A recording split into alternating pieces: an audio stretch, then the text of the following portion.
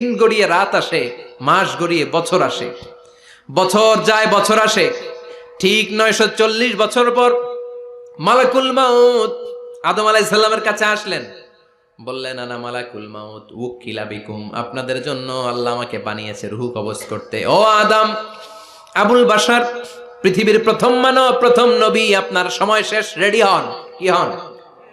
খেলা শুরু হবে, এখনই রূহ কবজ করে নিয়ে যাব। সাইয়েদনা আদম বলে, এখন আসছো কেন? আমার আরো 60 বছর বাকি আছে। মালাকুল মাউত বলে, না, আপনি রূহের জগতে আল্লাহর কাছে আপনার সন্তান দাউদকে কয় বছর দিয়েছিলেন? 60 বছর। এজন্য 940 বছর আপনার জন্য লেখা। আমি এখন আপনার রূহ কবজ করতে চাই। সাইয়েদনা আদম বলে, আমি মানি না, আমি কাউরে দেই নাই।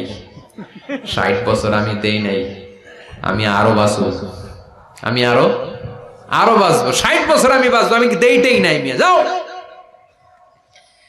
মালাকুল মাউত আল্লাহর যে বলে আল্লাহ দেয় নাই বলে, আসলে ভুলে গেছে।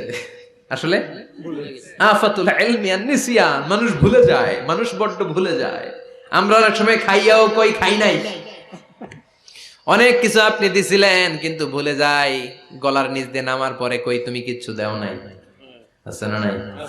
নাসিয়া আদম ফানাসিয়া বানু, আদম আলাইহিস সালাম ভুলে গেছেন, তাই আমরাও ভুল করি, ঠিক কি না? এজন্য আমাদের নেতারাও বলে এটা দেব ওটা দেব, নির্বাচনের পর সব ভুলে যায়। আছে না নাই? ওই যে আদম আলাইহিস সালাম ভুলছে, আমরাও ভুলে যাই। ওনাদের দোষ কি?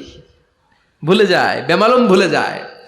আল্লাহ বললেন, মালাকুল মাউত আর জোরাজুরি করো না। 940 নয়, ঠিক 1000 বছর পরে আদমের কাছে যাবা। আমি আমার আদমের ভাগ্যে এই জিনিসটাই রেখে দিয়েছিলাম রে মালাকুল মাউত। আমি আগ থেকে এটাই রেখেছি, আমি জানতাম সে ভুলে যাবে। চিল্লা এখন সুবহানাল্লাহ।